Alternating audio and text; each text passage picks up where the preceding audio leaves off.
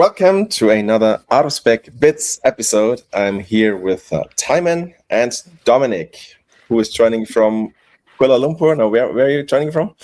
Yep, Kuala Lumpur, Malaysia. Great. Yeah, thanks for joining, guys. We are here to talk about Ford's UEV, Ford's Universal Electric Vehicle. Ford Bounty Hunters, the pursuit of efficiency. So Ford announced a new platform, I think we can say, for their upcoming EVs.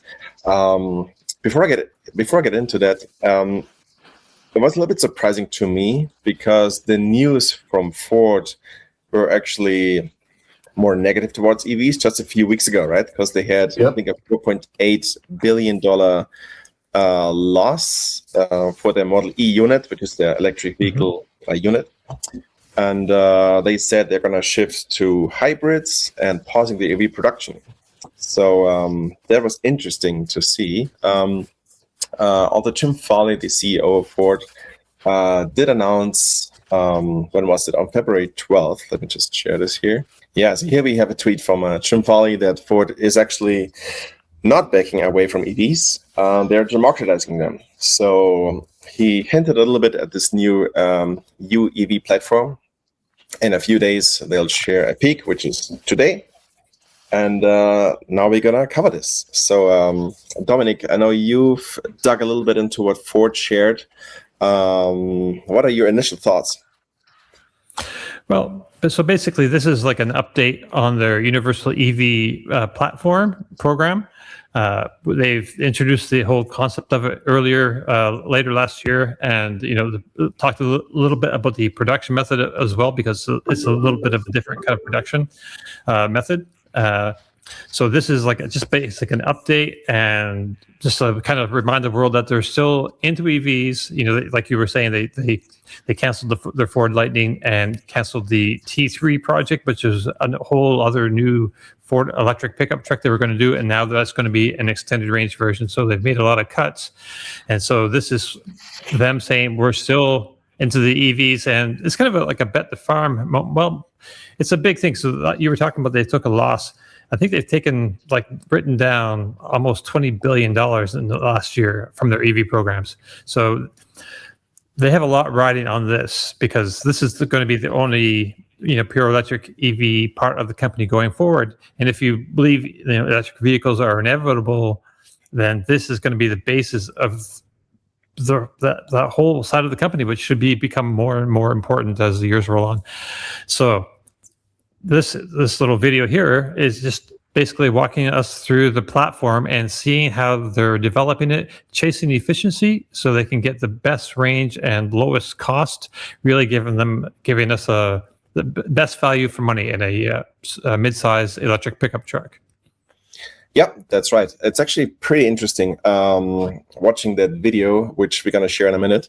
The main focus was on efficiency, right? So they started from scratch, basically. And since a battery can make up to 40% of the cost of an entire EV, they really focused on reducing the size of the battery through parts. So basically, they want to achieve a smaller battery through weight reduction of other parts. So which could lead to a lighter, a more expensive part, but it would still lead to saving money because it would require a smaller battery. It sounds a bit counterintuitive.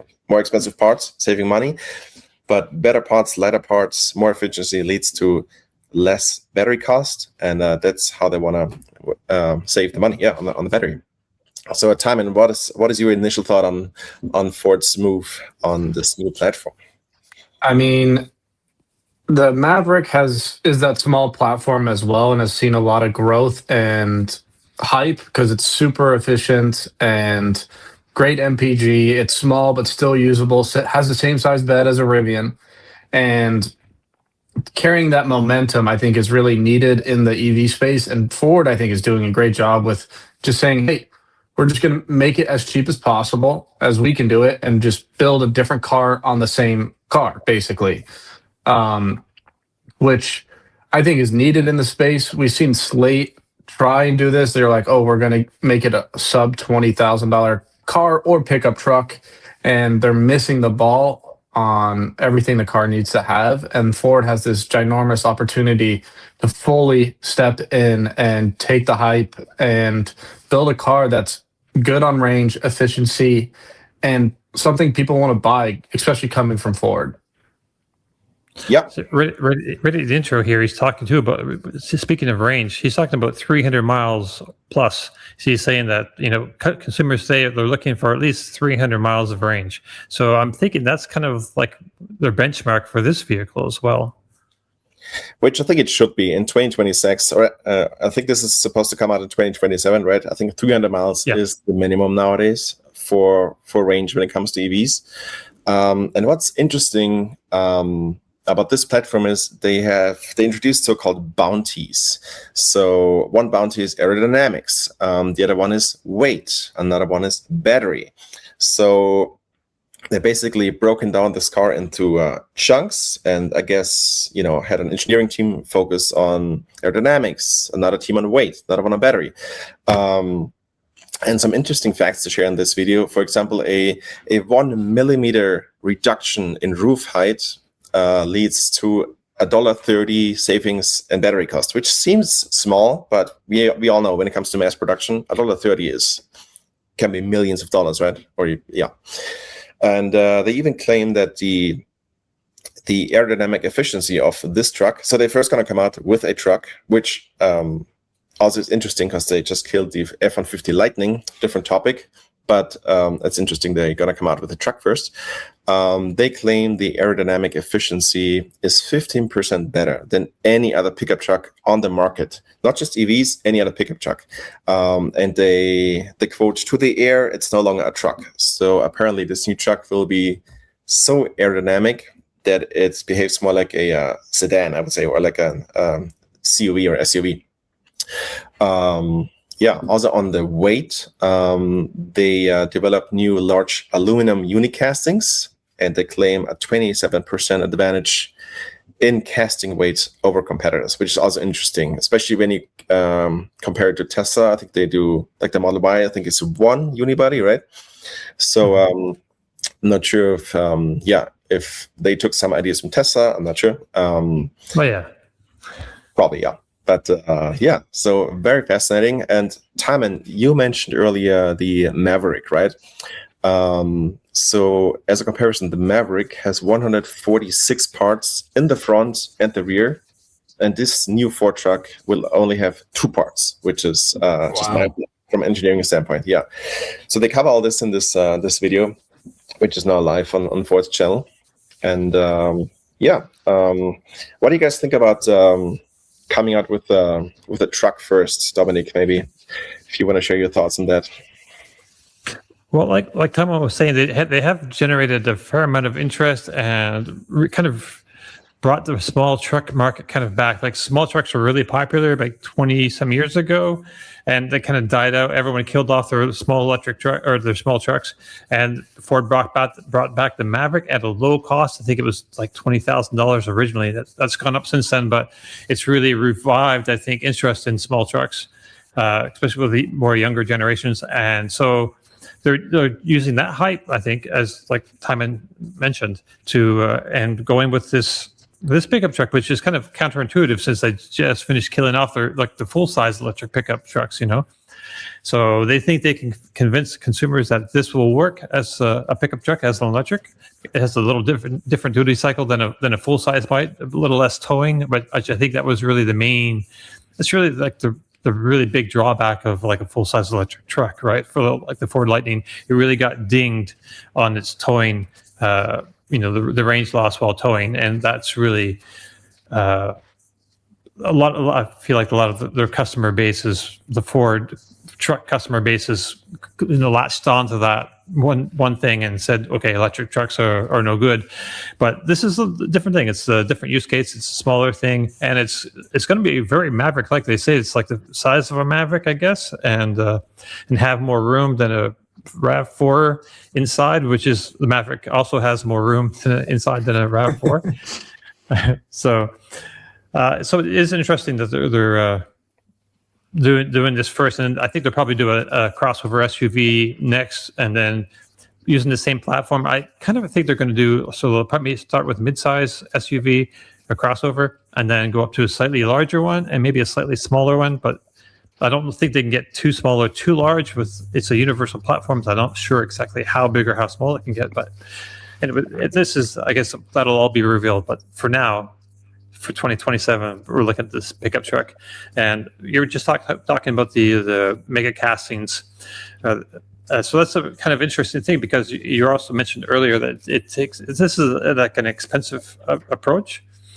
So spending a lot of money, a lot of capital goes into setting up one of these huge presses or huge casting machines. And it's a bit slower throughput too than a steel stamping press can put through like a parts every like a couple seconds. This kind of a casting, it takes a little bit longer, and it's really expensive to set up maybe 100 million per assembly line. So they're going to have to make it'll take like 100,000 copies before they kind of break even on that. I feel like, yeah. Yep, all good points. Maybe one more comment on the aerodynamic. So when I watched this video the first time, I didn't actually notice that this is supposed to be a truck, because as you can see how the air flows, it looks like a lucid gravity rear almost. Like the air flows back, but the truck bed is actually here. I'm not sure if you can see that if you zoom in. Like this is the truck bed, right? I guess. But the air flows over the truck bed, which is kind of interesting. Yeah. So,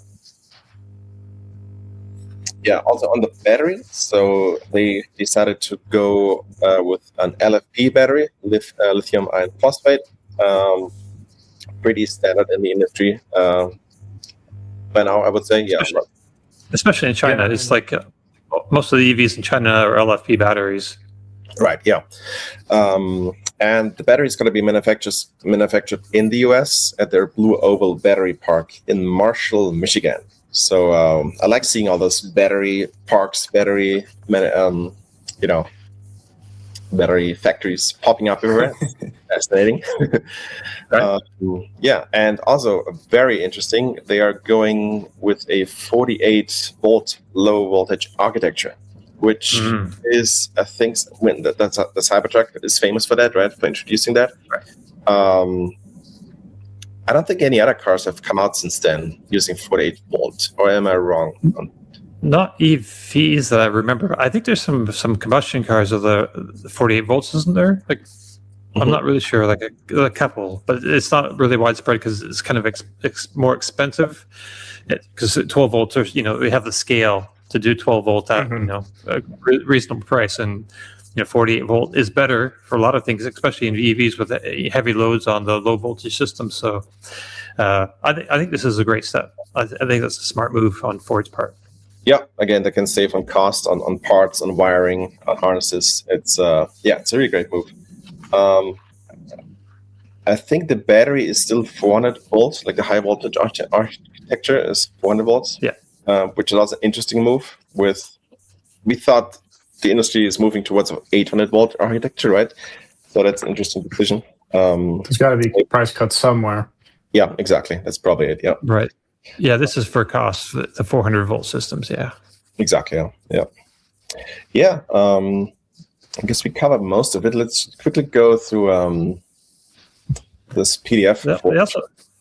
They also talk about they're doing a zonal architecture in this. So that's similar to what Rivian is doing. What Rivian has made like a few $1 billion off of Volkswagen, selling to them, just like a zonal architecture. So you have just a few ECUs as compared to like a dozen ECUs in the past. So it really cuts down on your wiring and your harness, and just really consolidates all the smarts into just a couple places. Yeah, exactly. Let's. Wait, Andreas, before you switch, go back to the aerodynamics part where you see the truck itself. I think it was like 3 minutes in. Yeah, somewhere over there. Right there. Yeah, you can see how the rear tire is still inset somewhat. So I think bed-wise, you'll get a little bit more space, but has the opportunity to be CUV for sure. SUV will, I think, end up being more boxy. than the CUV, but I really hope that they can get out a kind of hot hatch or a hot sedan out of this, because I think that's what Ford needs, and I think what the electric market also needs at a budget standpoint. Because currently there's really only Model 3 performance, because Ioniq 5N is $60K, and that's not very budget. And base Model 3 is still fun to drive, super efficient. So I think as long as they hit the mark with the efficiency and battery, and that you can do 300 miles with hopefully fast charging, that it will be a true competitor to base Model 3 and Tesla. Not that their autonomy driving is there, but we'll hopefully see that in the future. Yeah, good input here, Timon. Thank you. Now let's quickly go over this PDF, basically the fact sheet Ford shared. So yeah, the Ford EVs is designed to be a universal platform for the electric age. They want to introduce more affordable EVs that are fun to drive and high tech with OTA updates.